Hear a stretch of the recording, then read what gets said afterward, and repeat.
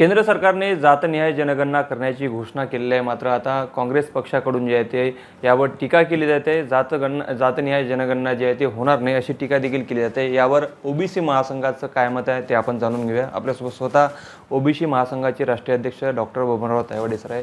Sir, काय वाटतं, एकीकडे बऱ्याच दिवसापासून आतुरता होती जातनिहाय जनगणना कधी होणार, मात्र आता केंद्र सरकारने घोषणा केली असताना काँग्रेस पक्षाकडून जे आहे ते एकूणच यावरती जे आहे ते टीका केली जाते।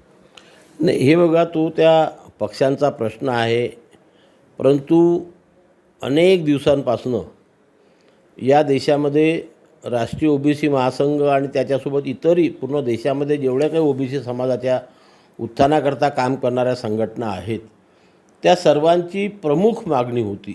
आमचेसुद्धा 9 अधिवेशनं झाले, आता 10वं अधिवेशन आहे।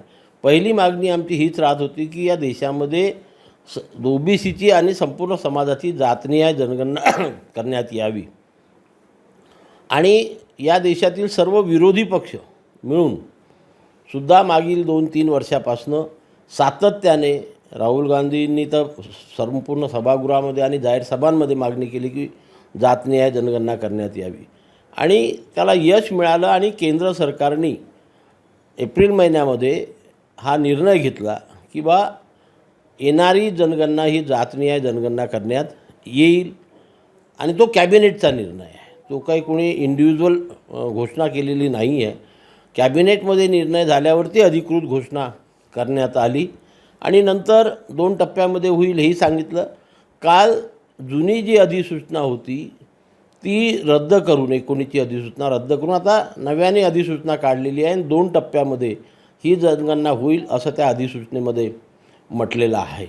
जातनिहाय जनगणनेचा जो प्रश्न आहे की महत्त्वाचं होतं की या देशाच्या कॅबिनेटमध्ये तो निर्णय होणं, कॅबिनेटमध्ये तो निर्णय झालेला आहे आणि आता याला 1948ची जी आपली सेन्सस ॲक्ट आहे, जनगणना कायदा, त्याच्यामध्ये येणाऱ्या लोकसभा आणि राज्यसभेमध्ये बिल पारित करून त्याच्यात दुरुस्ती करावी लागेल आणि जातनिहाय जनगणना दर 10 वर्षांनी होईल अशा प्रकारची दुरुस्ती करून मग येणाऱ्या जनगणनेमध्ये ते कॉलम येतील जातीचे आणि कॅटेगरीचे आणि त्याप्रमाणे जनगणना होईल।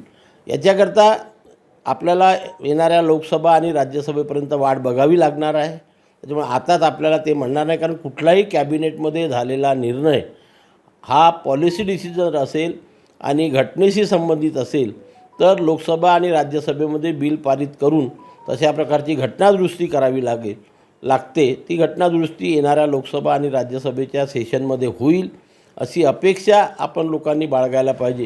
कारण जेव्हा सरकारने जातनिहाय जनगणनेचा निर्णय घेतला तेव्हा विरोधी पक्षांनी आणि सर्व समाजाच्या लोकांनी त्याचं स्वागत केलं आणि स्वागत केल्यामुळे आता जेव्हा अधिसूचना निघाली तेव्हा त्याच्यावर टीका करणं मला योग्य वाटत नाही। थोडंसं कुठंतरी प्रतीक्षा करावी लागते, वाट बघावी लागते आणि म्हणून नक्कीच होणारी जनगणना ही जातनिहाय जनगणना होईल याच्यावर माझा तरी आज तरी विश्वास आहे।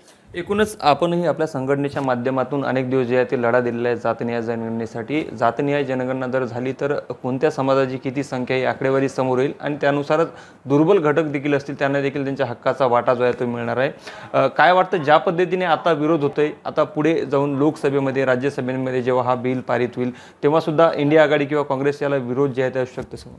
नाही, हे बघा, कसं आहे की देशामध्ये होणारी जनगणना ही जातनिहाय जनगणना व्हावी ही मागणी जो मोठा पक्ष आहे काँग्रेस पक्ष, त्याचे नेते राहुल गांधी आणि त्याच्यासोबत इंडिया अलायन्सचे जेवढे पक्ष आहे, म्हणजे शरद पवारने सुद्धा अनेकदा ही मागणी लोकसभा राज्यसभेमध्ये मांडली।